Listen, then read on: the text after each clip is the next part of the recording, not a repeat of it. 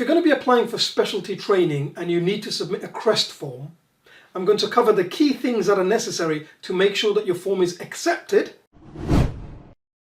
So if you're applying for specialty training at ST1 or CT1 level and you need to submit the Crest form, by the way, not everyone applying for training needs to submit a Crest form.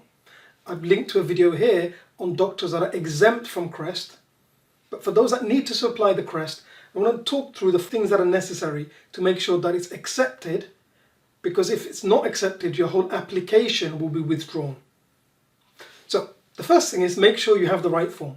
For applications for training to enter in August 2024 onwards, the only Crest form that will be accepted is Crest 2024. This is the latest version. Any previous versions, even if they were just signed a week ago, are totally invalid. So the first thing is to make sure you have the correct version. Crest 2024 is the only version of Crest that will be accepted for round 1 2024 applications onwards. The next thing is to make sure that you have the correct version of Crest 2024. So there is the actual form, and then there's a reference version which has instructions on how to complete it. So sometimes someone will have what they think is Crest 2024, but it's the reference version and they will submit that. That will be rejected. Number 3, every single competence must be signed off, either as personally witnessed by your consultant or as evidence provided. If they've ticked that, they must enter the details of who provided the evidence on the last page of the form, and that person must be a senior doctor at ST5 level or above. So if you have even one of the competencies not signed off, ticked as unable to demonstrate, your application and your form will be rejected. Number 4, the person signing the form must be eligible. So that means that they are a consultant or equivalent. They cannot be a registrar, they cannot be a junior doctor in training, they cannot be a non-trainee senior doctor. They've got to be a consultant. If they're a locum consultant, it will only be accepted if they're on the specialist register. Now, they could be a consultant or equivalent in any country in the world, but if they're not a consultant in the UK, you must submit with the application, attached all as one document with the Crest, a copy of their current registration with the medical council in their country, showing that they're the equivalent of a consultant. Okay? Again, without this, your form and therefore your application would be rejected. Now, as well as being at the right level, they need to have supervised you for at least 3 months full-time equivalent in a paid clinical role. So if you were doing a clinical attachment, doesn't count. If you were doing an observership, doesn't count. If you're working as a not in a clinical role, you weren't a doctor. You're working, for example, in an academic role as a senior lecturer without a clinical component, doesn't count.